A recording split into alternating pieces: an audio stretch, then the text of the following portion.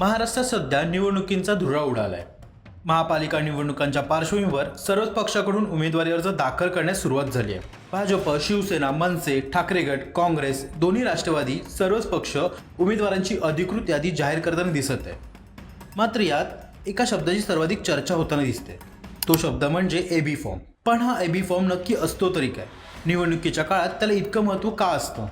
तो मिळवण्यासाठी उमेदवार इतकी धडपड का करतात? या सर्व प्रश्नांची उत्तरं या व्हिडिओतून जाणून घेऊयात। निवडणूक आयोगाच्या नियमानुसार कोणत्याही राजकीय पक्षाचा अधिकृत उमेदवार म्हणून गणले जाण्यासाठी आणि त्या पक्षाचे अधिकृत निवडणूक चिन्ह मिळवण्यासाठी एबी फॉर्म सादर करणे बंधनकारक असते। हे दोन वेगळ्या प्रकारचे फॉर्म असतात। ए फॉर्म म्हणजे काय? ए फॉर्म हा अधिकृत पत्राचा नमुना आहे, जो राजकीय पक्षाचे अध्यक्ष किंवा सचिव निवडणूक निर्णय अधिकाऱ्यांना पाठवतात। या फॉर्मद्वारे पक्ष हे कळवतो की संबंधित निवडणुकीत उमेदवाराची नावे निश्चित करण्याचा आणि बी फॉर्मवर स्वाक्षरी करण्याचा अधिकार नेमका कोणत्या पदाधिकाऱ्याला देण्यात आला आहे। थोडक्यात हे एक प्रकारचे अधिकृत ऑथरायझेशन असते। बी फॉर्म म्हणजे काय? बी फॉर्ममध्ये प्रत्यक्ष उमेदवाराचे नाव, पत्ता आणि मतदारसंघाचा उल्लेख असतो। या फॉर्मवर पक्षाच्या अधिकृत पदाधिकाऱ्यांची स्वाक्षरी असते। यामध्ये दोन उमेदवारांची नावे असतात।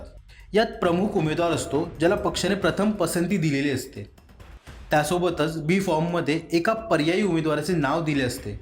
जर मुख्य उमेदवाराचा अर्ज तांत्रिक कारणास्तव छाननीमध्ये बाद झाला तर त्या पक्षाचे चिन्ह आणि उमेदवारी आपोआप या पर्यायी उमेदवाराला मिळते। जर एखाद्या उमेदवाराने पक्षाच्या नावाने अर्ज भरला पण एबी फॉर्म दिला नाही तर त्याला त्या पक्षाचे अधिकृत चिन्ह मिळत नाही, त्याला अपक्ष मानले जाते। उमेदवारी अर्जाच्या वेळी एबी फॉर्म नसेल तर संबंधित उमेदवाराचा पक्षावरील दावा न्यायालयही मान्य करत नाही। महापालिका असो वा विधानसभा, एबी फॉर्म मिळणे म्हणजे पक्षाने तुमच्यावर शिक्कामोर्तब करणे होय। यामुळेच कार्यकर्त्यांमध्ये हा फॉर्म मिळण्यासाठी मोठी चढाओढ असते।